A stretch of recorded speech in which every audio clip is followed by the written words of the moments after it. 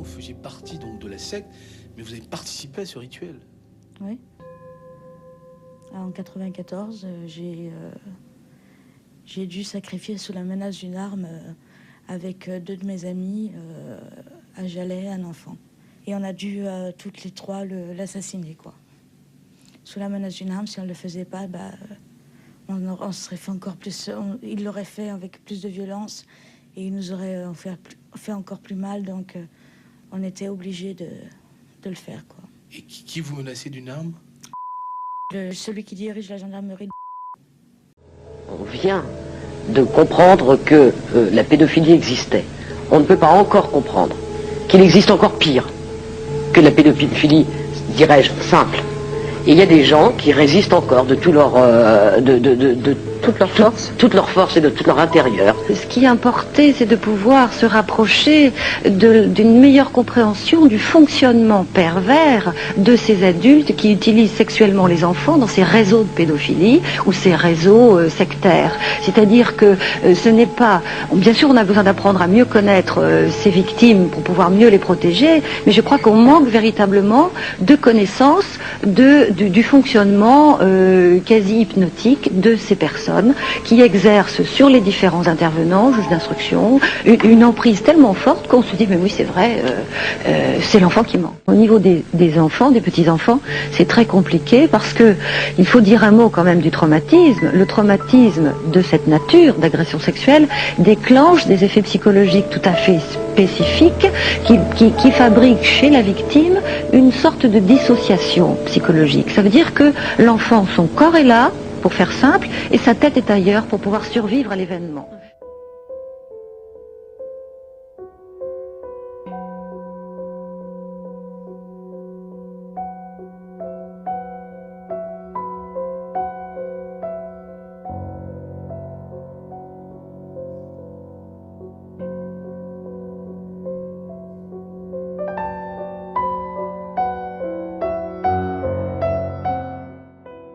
L'abus rituel et l'utilisation du contrôle mental. Le contrôle mental est la pierre angulaire de l'abus rituel, l'élément clé pour la soumission et le silence des victimes. Ces victimes sont soumises à un système de contrôle mental rigoureusement appliqué et conçu pour les dépouiller de leur propre volonté et ainsi imposer la volonté du groupe secte et de ses dirigeants. Le plus souvent, ces cultes pratiquant l'abus rituel sont motivés par une croyance satanique. Le contrôle de l'esprit est obtenu par une combinaison de lavage de cerveau, de programmation, d'endoctrinement, d'hypnose et de l'utilisation de divers psychotropes. Le but du contrôle mental est d'obliger la victime à garder le secret sur ses abus, de se conformer aux croyances et aux comportements du groupe et de devenir des membres utiles servant le groupe en réalisant ses objectifs sans être aucunement détectés dans la société. Les informations disponibles sur ce sujet proviennent principalement de survivants, enfants et adultes qui ont pu se rappeler comment la secte avait réalisé ce contrôle mental sur eux et d'autres. Les thérapeutes ayant beaucoup travaillé avec des victimes d'abus rituels ont obtenu de nombreuses informations, bien qu'encore incomplètes, pour commencer à avoir une compréhension de ce processus par lequel le contrôle mental est atteint.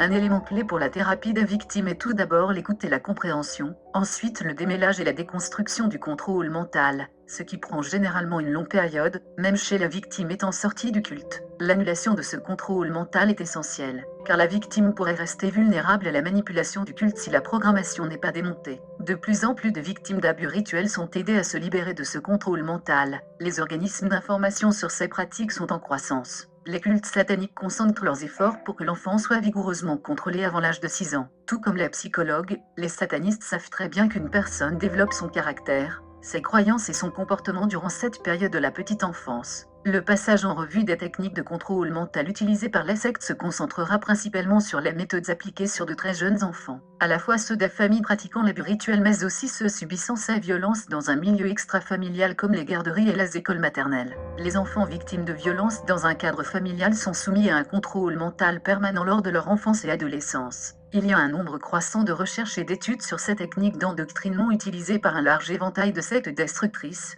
hyper violentes. Il est utile d'examiner la technique que ces cultes pratiquent pour contrôler leurs victimes. Un isolement et manipulation de la victime vis-à-vis de son environnement. 2. Le contrôle des moyens de communication et d'information. 3. Affaiblissement par une alimentation inadéquate ainsi que par la fatigue. 4. Diminution et dégradation de l'estime de soi. 5. Induction d'une incertitude, d'une peur et d'une confusion mêlée à la joie de participer aux objectifs du groupe. 6 alternance de dureté et de clémence dans un contexte de discipline. 7 pression et culpabilité afin de générer des confessions ouvertes. 8 insistance pour faire reconnaître la toute-puissance des dominateurs sur la recrue, celle-ci devenant alors dépendante physiquement et spirituellement du groupe. 9 affectation à des tâches monotones et répétitives telles que le chant ou la copie de documents écrits. 10 faire accomplir des actes de trahison symbolique ou de renoncement à soi, à sa famille et aux valeurs anciennes. Cela visant à accroître la distance psychologique entre la recrue victime et son mode de vie antérieur. Les cultes sataniques utilisent souvent les mêmes techniques, les appliquant pour endoctriner de très jeunes enfants. Ils commencent par imposer des conditions physiques, émotionnelles et cognitives propices à l'endoctrinement. Le rôle des états de transe. Les conditions physiques et émotionnelles extrêmes lors des abus rituels ont un lourd impact sur l'enfant, en particulier avec la combinaison des états de transe. Il est important de se pencher sur le rôle des états de transe dans le processus de contrôle mental de ces enfants maltraités rituellement. Lorsque les enfants sont en état de transe, ils sont plus ouverts à l'endoctrinement et à d'autres techniques utilisées pour aboutir au contrôle de leurs esprits et de leurs comportements. Par exemple, un enfant en état de transe qui entend un adulte dire à plusieurs reprises que Satan a le pouvoir, est beaucoup plus susceptible d'intégrer profondément cette croyance dans un tel état plutôt que s'il était en état de veille normal. Il existe de nombreux moyens pour mettre l'enfant en état de transe lors des abus rituels. Le rituel en lui-même contient de nombreux éléments d'induction de transe, tels que le chant, l'isolement, la privation sensorielle, la douleur par toute forme de tortures extrêmes. Les états de transe sont également induits par de l'hypnose. L'expérience traumatique qui se produit lorsque la victime est dans un état de transe peut être utilisée pour l'endoctriner. Ces expériences ont un impact profond et durable sur les croyances, les sentiments et les comportements des victimes, en dépit du fait qu'elles ne peuvent pas toujours s'en souvenir consciemment. C'est seulement plus tard dans la vie, généralement avec l'aide d'un thérapeute qualifié, que certaines victimes rituellement abusées seront capables de reconstruire laborieusement ce qui s'est passé lorsqu'elles étaient en état de transe ou de dissociation. Beaucoup de ces victimes, surtout adultes, se rappellent également avoir participé à des activités gouvernementales illégales dans ces états modifiés de conscience. Ces activités incluent la participation à la pornographie illégale, comme la zoophilie, les snuff films, la pédopornographie, les enlèvements et le commerce d'enfants, le transport et le commerce de grosses quantités de drogue, les meurtres rituels, généralement filmés, les assassinats sous contrat, la torture, l'intimidation, attentats, chantage sexuel et cadeaux sexuels pour hommes d'affaires et membres de la magistrature. Le fait que certains événements ne sont pas retenus consciemment ne signifie pas qu'ils n'ont pas un impact significatif sur la vie de l'individu. Jusqu'à ce que la mémoire revienne et puisse être travaillée dans un environnement sécurisant, la victime de tels abus sera toujours contrôlée, dans une certaine mesure, par ses expériences passées. Le survivant réagira fortement lorsqu'un élément ou événement lui rappellera ce lourd passé, consciemment ou inconsciemment. Par exemple, si le survivant subissait des sévices rituels dans l'enfance lors de chaque pleine lune, à l'âge adulte, il pourra se sentir contraint de chercher un culte pour participer au rituel lors des pleines lunes. Ou bien elle pourra être poussé à faire un acte de violence physique ou sexuelle à la pleine lune. Cela peut aussi se manifester par des compulsions afin de faire face à l'anxiété associée à la mémoire dissociative liée à cet événement traumatique. Cette mémoire inconsciente du survivant peut être rallumée, en quelque sorte, par des déclencheurs à partir de certaines croyances avec lesquelles ils ont été endoctrinés ou par certains comportements qui leur ont été programmés. Ils ne sont généralement pas conscients de ce qui déclenche ces réactions. Avec de l'aide, une victime peut prendre conscience de ces éléments déclencheurs, puis progressivement s'en accaparer et s'en libérer. Ces comportements peuvent être déclenchés spontanément par des signaux arrivant par hasard ou non et rappelant à la personne une certaine programmation, endoctrinement passé. Ces déclencheurs peuvent être aussi utilisés par des membres du culte pour obtenir certains comportements de la victime. Par exemple, un survivant ayant été programmé pendant la petite enfance pourra être approché plusieurs années après par un membre connaissant les mots ou signes déclencheurs à utiliser pour accéder à la programmation de l'individu et ainsi obtenir sa soumission. Le système de contrôle mental décrit ici a de fortes conséquences émotionnelles, mais aussi des conséquences sur les croyances cognitives et religieuses de la victime, ce qui a un impact majeur sur son fonctionnement.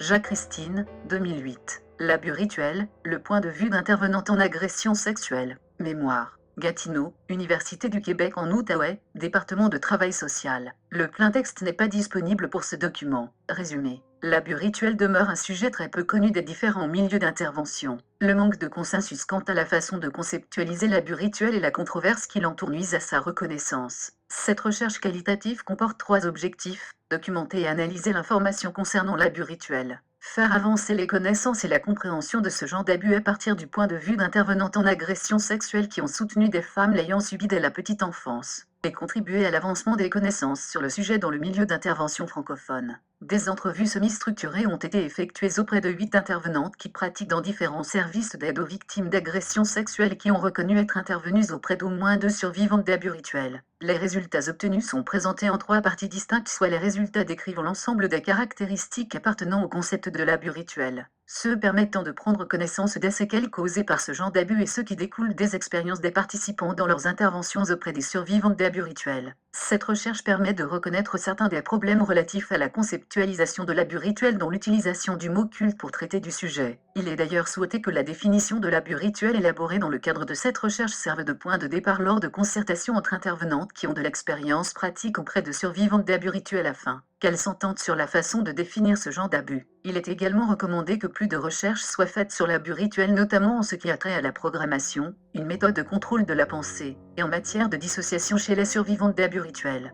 Il est surtout nécessaire de développer plus de connaissances pratiques en intervention dans ce domaine. Plus de recherches devront également se pencher sur les liens existants entre l'abus rituel et le sadisme sexuel, ainsi que l'abus rituel et les réseaux d'exploitation sexuelle d'enfants.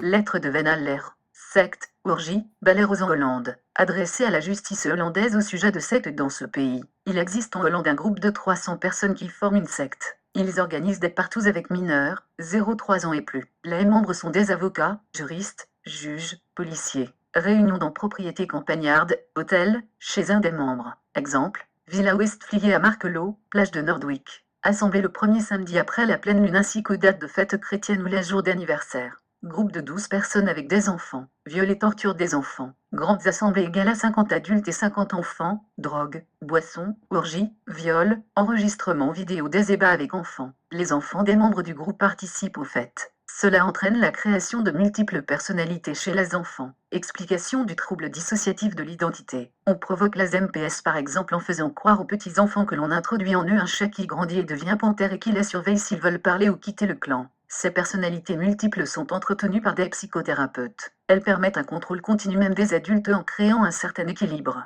Cela fait de tous les auteurs des victimes. Membre de la secte, Madame Balm Jacqueline. Secte infiltrée par Madame Verkisch Kruijwijn. Témoin qui apporte des preuves matérielles, REMKE. Les autorités hollandaises ne croient pas les révélations de Balm et n'agissent pas. Des déclarations et ou lettres disparaissent. Balm a disparu sur ordre du clan. Notre père est venu nous trouver à Toulouse alors que nous étions encore étudiants pour nous dévoiler ce que nous racontons d'ailleurs dans les interviews donc qu'on publiait les différents sites internet mentionnés en introduction. C'est-à-dire l'existence d'un groupe secret de gens de pouvoir de tout type de milieux, la politique, la finance, on nous a parlé de gens des milieux médicaux, même universitaires. Ce groupe secret recrutait beaucoup dans les milieux judiciaires et même les policiers haut gradés étaient très appréciés. Et il s'agirait d'un groupe secret dont les activités consistent à mener des sortes de cérémonies dans le plus grand secret, où l'on conjugue des pratiques aussi étranges et uniformément dégoûtantes que la sexualité de groupe, la scarification. Il a évoqué devant nous des images vous faire drescher les cheveux sur la tête. Il nous parlait de chair calcinée, de brûlures de cigarettes, de chair transpercée. Il nous disait que les personnes qui étaient torturées, parfois tuées à l'occasion de ces séances, déjà les personnes tuées n'étaient jamais consentantes, et que parmi les personnes torturées, il y avait des malades qui réclamaient ce genre de traitement, et puis des personnes non consentantes, parfois des enfants, qui étaient d'abord torturés puis mis à mort, le tout filmé, faisant l'objet d'un trafic de cassettes vidéo illégales qui s'échangerait à des prix fous sous le manteau. Il nous a dit que les proies de ce groupe de prédateurs de la haute société étaient recrutés dans les couches les plus basses de la société et parmi les catégories de personnes que personne n'irait rechercher. Il nous a parlé de prostituées, il nous a parlé de clodo, je cite le terme employé par un magistrat. Il a même mentionné parfois des étrangers en situation irrégulière, suivant ce qui leur passait sous la main, j'imagine. C'est-à-dire des gens qui soit ont rompu des liens avec leur environnement, soit n'ont pas d'existence légale, c'est ce qui est le cas justement d'étrangers en situation irrégulière. Et donc en tout cas des gens que personne ne va aller chercher, ou à propos desquels toute enquête sera plus ou moins vouée à l'échec dès le départ.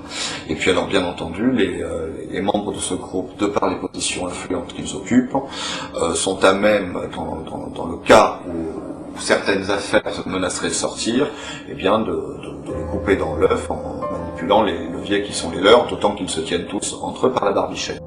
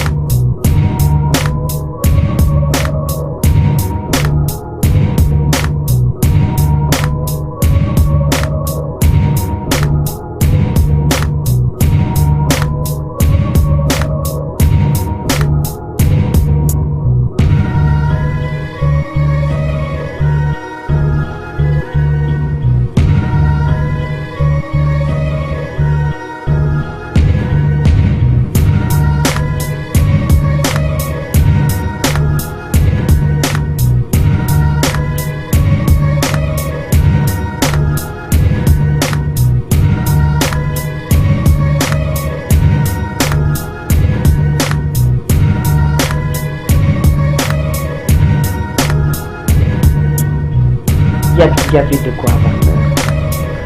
Il y avait en plus le fait que j'avais peur physiquement. Je ne sais pas ce qui est devenu Karen Mulder. C'est la même histoire. Elle parlait des mêmes personnes. Sauf qu'on l'a coupée carrément. Alors on lui a fait faire un petit disque pour la tamponner, et depuis. Donc elle sait que si jamais elle dit quoi que ce soit de ce qu'elle avait envie de dire à ce moment-là, elle aura un sort encore plus misérable que celui qu'elle a en ce moment. Donc elle a tout intérêt à s'écraser, voilà, c'est tout. Mais elle a fait une tentative. Elle a fait une tentative. Et elle en a payé ce qu'elle en a payé. On l'a amusée en lui faisant faire un disque, une promo, un truc. Mais attendez, alors tout le monde est dans la combine. Vous répondrez vous-même. Évidemment.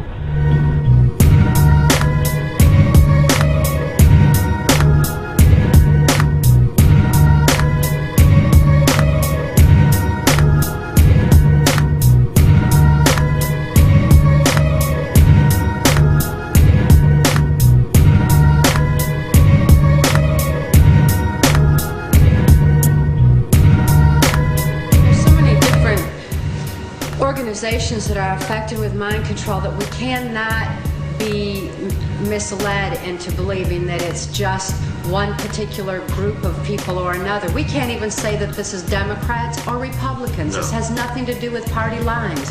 What it has to do with is a New World Order agenda. When I was under mind control, before I was rescued and my mind and my memory restored, I was totally robotic. I had no ability to think for myself. I had no ability to question or to reason. I could only do exactly what I was told to do. One thing that I was told to do was to attend a White House cocktail party. This was during the Reagan-Bush administration while Ronald Reagan was president.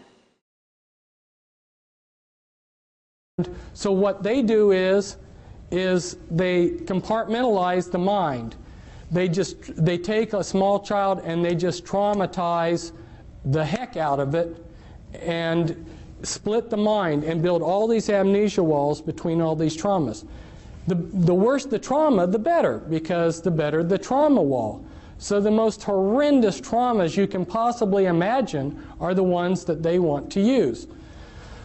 When you've splintered the mind up into many pieces of disassociated pieces, then you can go in and pull that piece up to the front of the mind, and you can construct out of that piece of memory whatever you want out of it.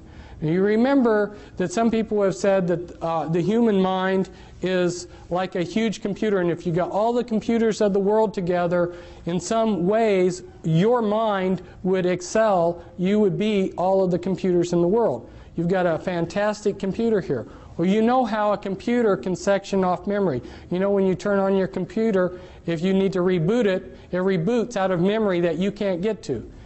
In order to make a functioning computer, the big hurdle that they had to jump over was to be able to create memory that you couldn't access. Well, that's what they're doing with the mind. They're splintering up your memory into thousands of little pieces.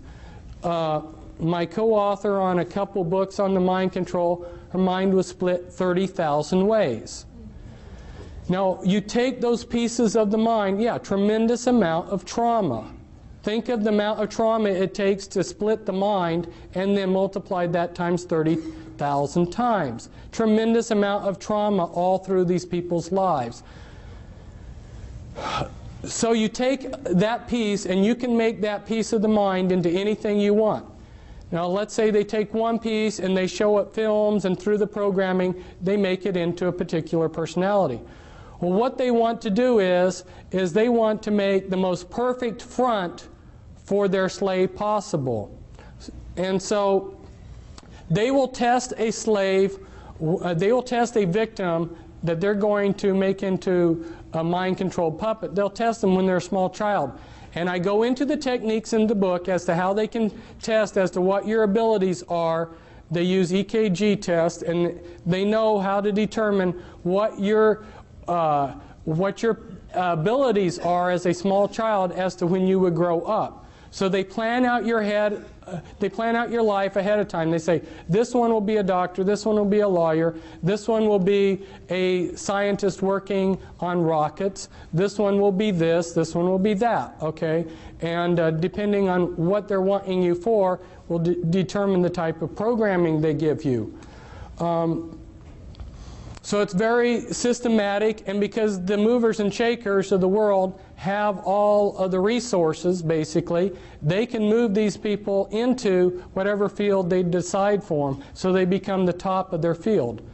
Now, their front personalities are very legitimate, sincere people. They don't know about the Dr. Jekyll, Mr. Hyde effect. People that are on sensitive in government projects, if you are in charge of something that takes a classification, you're going to be under mind control.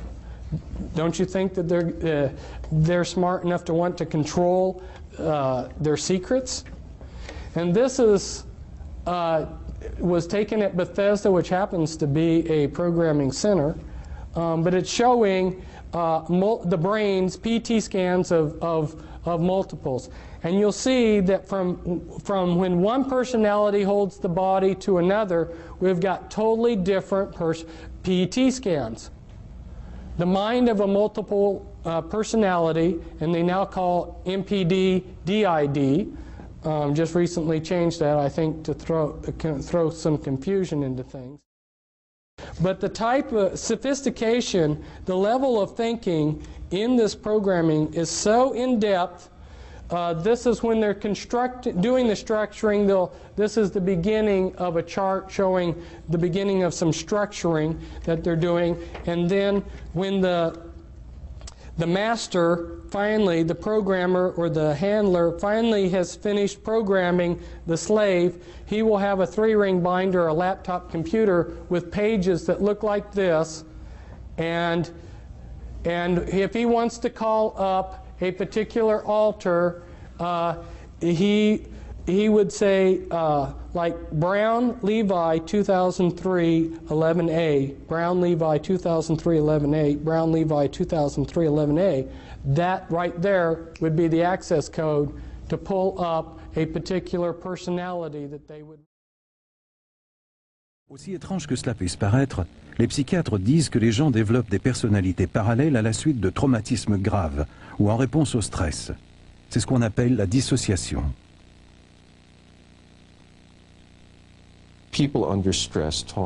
Les gens exposés à beaucoup de stress disent souvent avoir l'impression d'être sur le point de s'effondrer. Ils ont le sentiment d'être hors d'eux-mêmes. Je crois qu'ils décrivent réellement ce qui se produit quand ils sont soumis à un grand stress. Ils ont l'impression d'être fragmentés et ne parviennent pas à se regrouper pour fonctionner en tant qu'être unique.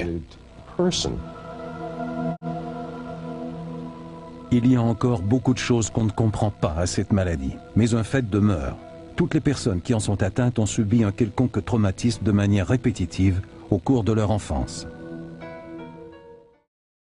SRA is a system of physical trauma and emotional abuse with the end goal of creating a mind-control slave that will obey and serve the dark occultists throughout their life. You're basically, the end result is your life is stolen from you. I'm going to get into this a little bit. What happens when you're born, you're in alignment and harmony with the natural energy systems of this planet. Your synaptic pathways for the first 6 years of your life are being developed. You're in a total download mode. You cannot critically differentiate any information that's coming into you. You just keep taking it in and building up the base computer in your subconscious. And your subconscious runs 99% of your adult life. So if the first 6 years of your life you've been programmed with negativity, with lies, with mysticism, rather than the truth, what it comes down to is some of the healing methodologies that I'm going to talk about basically will give people who have been through this a way out. All right. When the neural pathways are warped by, let's say they take a cattle prod to you, in the shock of that physical attack, your body's going to release certain chemicals. Your mind and emotions are going to be in a state of total terror and fear. Those chemicals that your body releases eventually become the habitual chemicals that your body lives off of every day. Just like Pavlov's dog that salivated when it heard a bell ring, thinking it was going to be fed. The Monarch mind control system is just Pavlov's dog on steroids. It takes years to mind control someone, and it's extremely systematic. It's been going on for thousands of years, and these people who do this, the 10% of the world population who are old religion, who are ancient occult generational Satanists, everyone goes through this system. Whether you're a simple mechanic who was born into a satanic family, or whether you're a banker and your name is Rockefeller, all go through the system to warp their synaptic pathways so that the energy they broadcast out of their heart and mind and the energy they receive is the antithesis of nature. And it's totally negative, and that's why we're in the situation we are in this world. When the synaptic pathways are rerouted, it forms habitual chemical patterning. And so basically, years after you've been programmed as a monarch slave, you will suffer depression at certain times of the moon cycle. There'll be certain rituals that will be done over and over again in the first 6, 7 years of your life during certain moon cycles. So that when the moon is in that cycle and you're 15, 20, 30, 40 years old, you'll be triggered by the gravitational field to experience in your subconscious that trauma again. It's a very sophisticated system that uses everything that's in nature, whether it's gravitational fields or symbology, to continually trigger the programming so you stay in a state of obedience. And the further the story of this conspiracy has traveled from its American roots, the more lurid the details seem to become. Birmingham, England. Again, I was raped. I was buggered.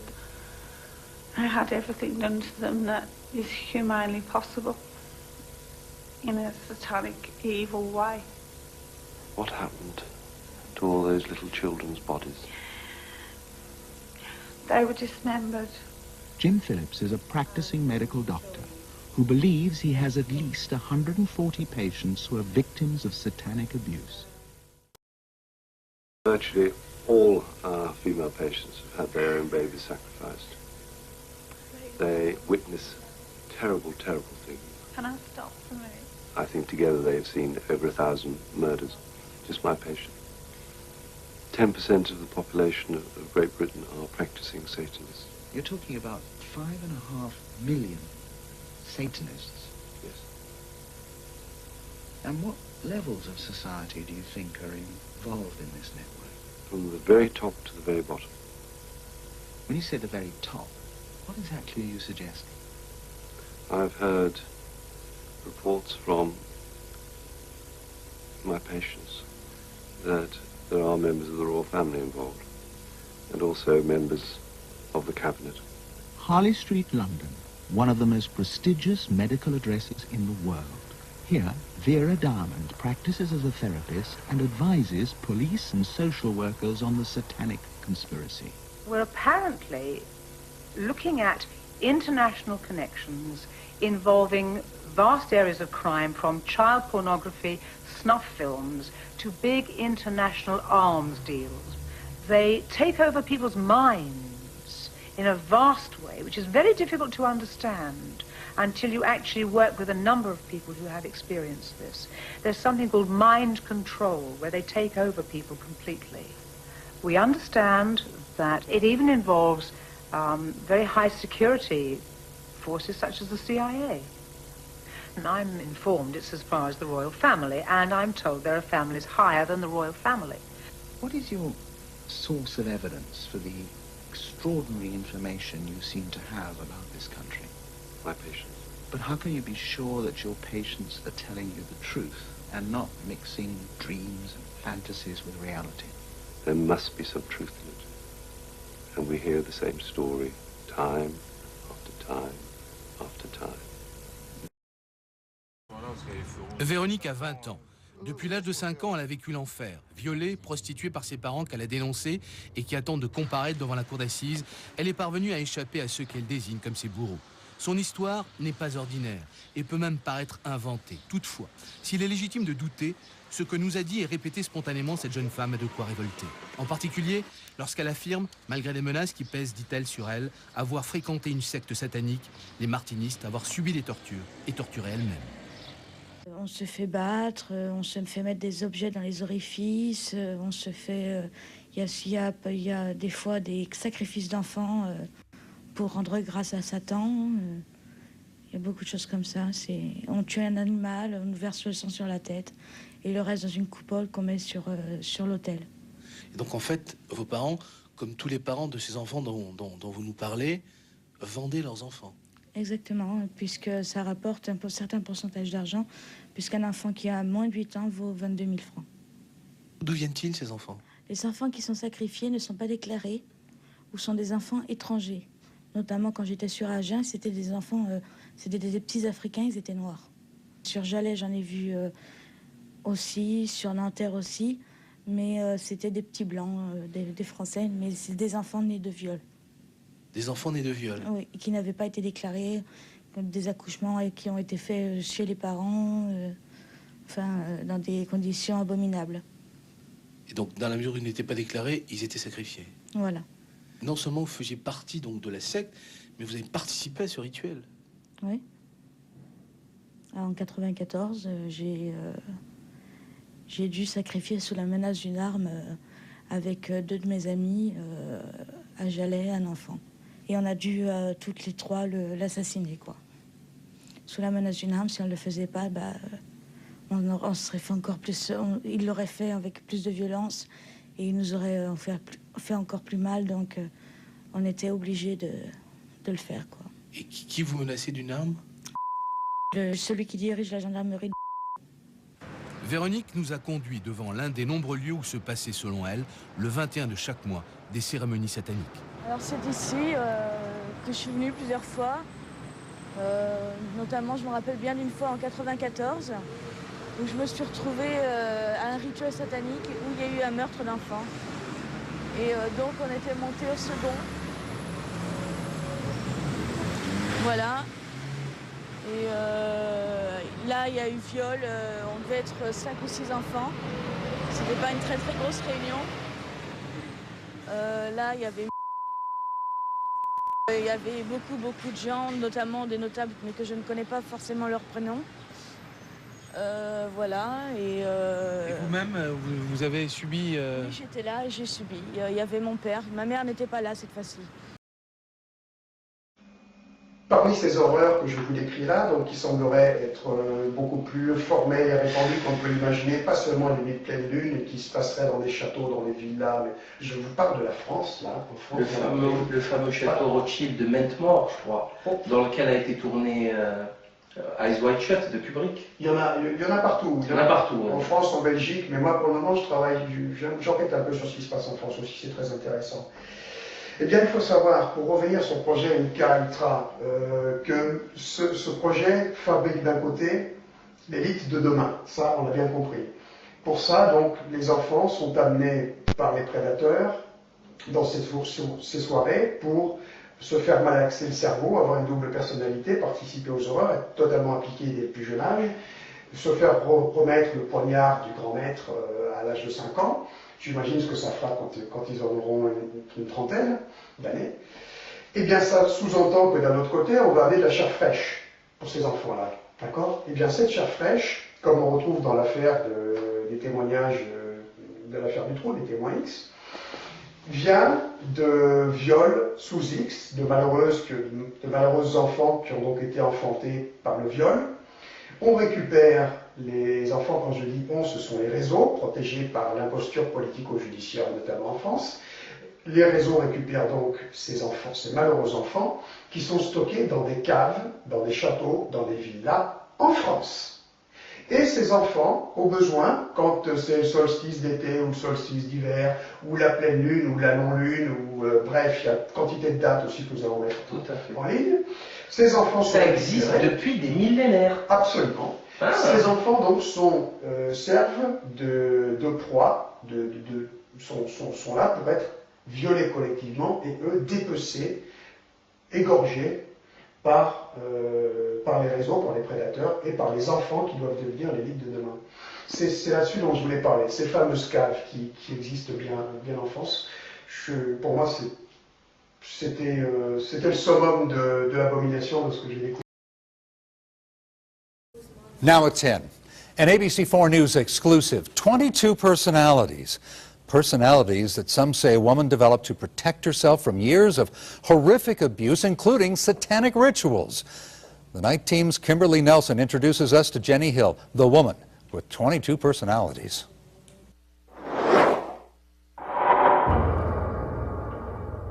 It's something out of a nightmare, satanic rituals and human sacrifices.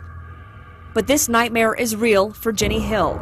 It's a secret that's been burning inside of her since she was a little girl. Naked, tied to a cross when you're young. And mine was, I was first born 6 years old and I qualified. Jenny's story of satanic ritual abuse is documented in Judy Byington's new book, 22 Faces. She had been sexually abused and ritually abused as a very young child. And so she had these different multiple personalities that anytime she got into a stressful situation, they would take over her mind and body. Her first altered personality was born at the age of 4. That's when Jenny says her father, a devout Mormon, began doing the unthinkable. And he went and told me that he loved me over my mother. There's your secret. It was a couple of years later when the satanic ritual abuse began. More personalities were born to help her deal with the sexual abuse and torture. It's like she knows she's being abused, but she doesn't feel the abuse. Because these altars are holding, the pain of that. Jenny didn't remember the abuse. All she knew was that she would lose time. Until one day she woke up in a Utah psychiatric hospital, confused. Dr. Weston Whatcott treated her. If this were not real with her, she deserves 17 Academy Awards. In that time, Whatcott says he witnessed several of Jenny's alter personalities. Entirely different voice. Voice changes, accents, body language, totally changed. He also noticed those personalities come out in her writings. Much like her childhood diaries, her adult journals allowed the personalities to speak out and reveal what really happened to little Jenny. Still, Jenny wasn't convinced that she actually had 22 different personalities until one day Whatcott videotaped a session and played it back to her. She was so fascinated by that. She was like a little teeny kid. She got down on her hands and knees and climbed up, and her face was about that close to the TV screen. She couldn't believe that was her. Whatcott says that was a real turning point for Jenny. She finally felt safe to tell her story, and with that, even more horrors came to surface, including the time she claims she witnessed a human sacrifice. I was tied up, and then they would do the same thing to her then to me. And when it got to a certain point of the ceremony, the pain was so extreme that she cried hysterically, and I didn't cry. I didn't moan, I didn't groan, I didn't make a noise like I was trained to. Jenny says on that day, June 21st, 1965, she saw that little girl who cried out, killed.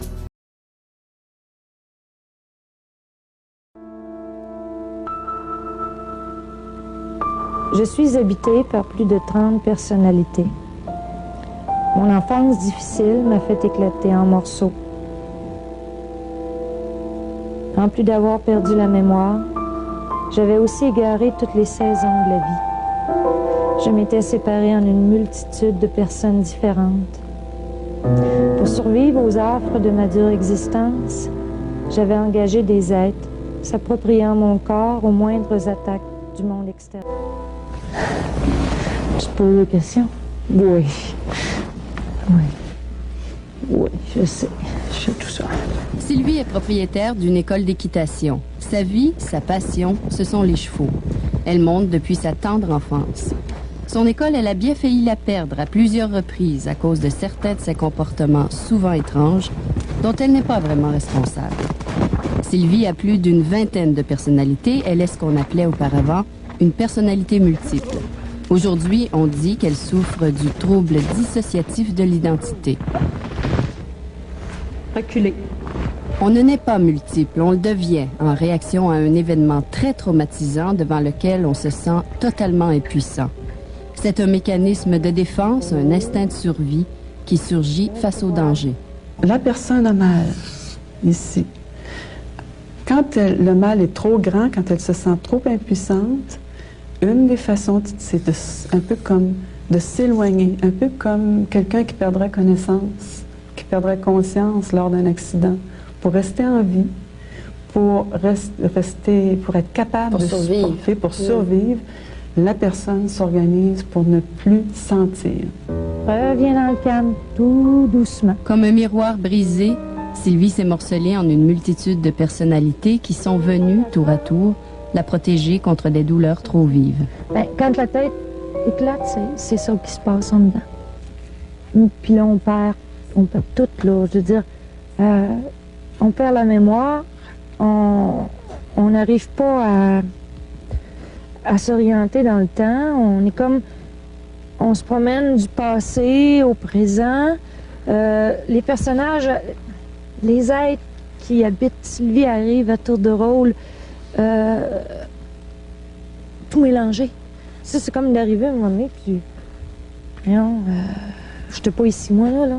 Quoi qu'il se passe, ça vient à ce point-là. Est-ce qu'il a fallu une succession d'événements traumatisants pour qu'on arrive à avoir une vingtaine de personnalités? Ou un seul événement peut provoquer ça? Selon mon expérience à venir jusqu'à maintenant, je dirais que non, les personnes n'apparaissent pas toutes lors du premier événement. Il y a un premier événement. Nous avons parcouru le dossier psychiatrique de Sylvie qui s'étale sur 20 ans. On y parle toujours de troubles de la personnalité sévère. Mais c'est Cécile Baudouin, psychologue, qui lui a parlé pour la toute première fois du trouble dissociatif de l'identité. Quand on est rentré la première fois dans son bureau, on lui a dit « T'es la dernière alternative. Si toi, tu ne fais rien, nous, on abandonne. C'est fini, on ne veut plus rien savoir. Parce que vivre éclaté puis vivre dans le mal, il y a un moment donné où ce que tu le supportes plus. Il y a un moment donné où c'est plus possible. » Après 3 ans de thérapie, Sylvie commence, à l'âge de 37 ans, à avoir un peu de contrôle sur sa vie. Elle a choisi de ne pas nous dévoiler les traumatismes de son enfance. And even today, we have reason to believe that MK Ultra lives on in an even more heinous form as the Monarch Project.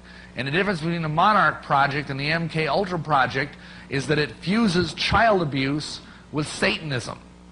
And what happens is that under the auspices of the government, children are not only tortured and drugged and electrocuted and having all sorts of horrible things done to them, but they are also hypnotized and have scientifically inserted demons placed within their altered parts, as they are called in what used to be called multiple personality disorder. It's now called dissociative identity disorder.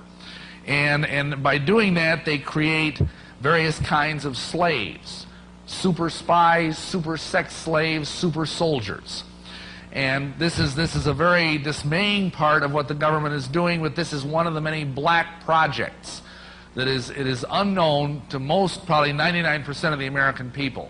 And yet one of the people involved in this is a gentleman, I use that word very advisedly, who is now, I believe, a general in the United States Army with the highest possible military clearance.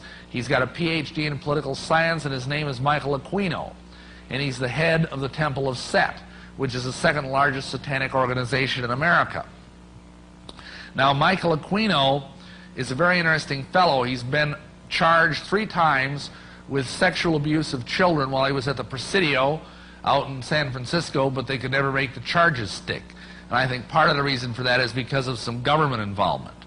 But this is just to illustrate the strong connection, which I'm going to touch on later, between Nazi Germany and the occult. Both Anton LaVey and Michael Aquino are very fond of Nazism. Because Hitler developed a huge magical system to help fuel his Third Reich. And if if you want proof of this, you can buy Anton LaVey's his third book, the Masonic Rituals. Yeah, really. Actually, there are some Masonic rituals in there. No, it's called the Satanic Rituals. And in this book, there are 2 Nazi black magic rituals from the 1930s. And Aquino was very familiar with all this.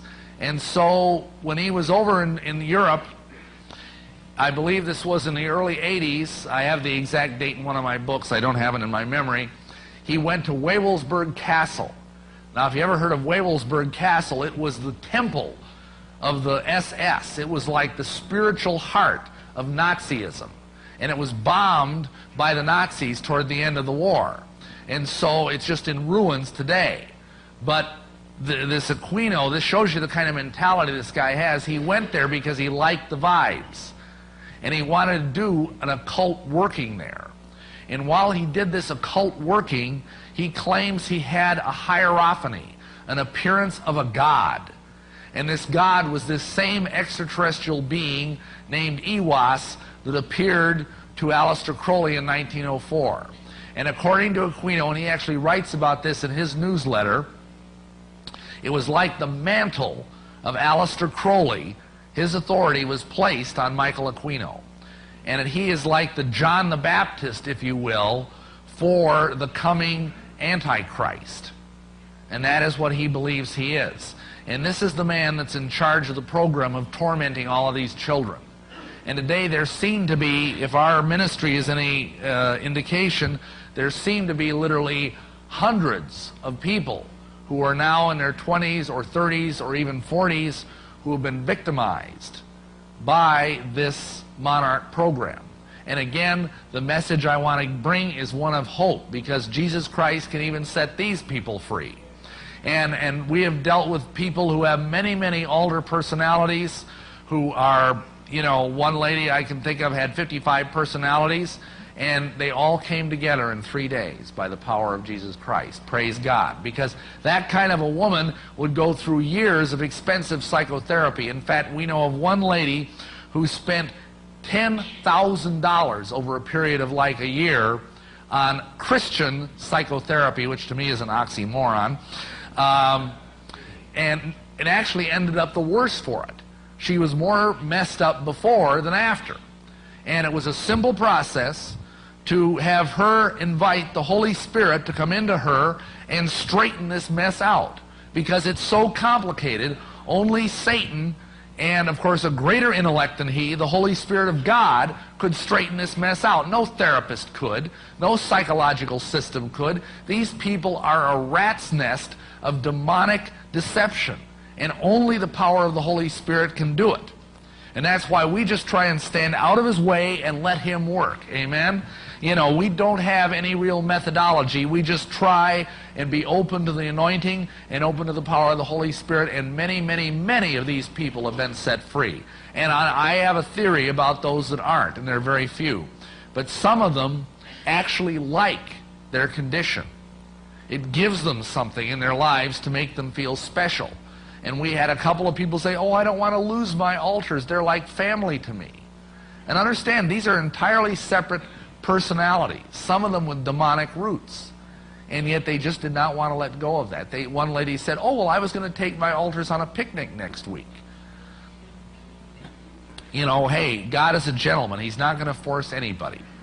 You know, and so all we can do is pray for those people that they'll come to a place where they're ready to surrender this stuff.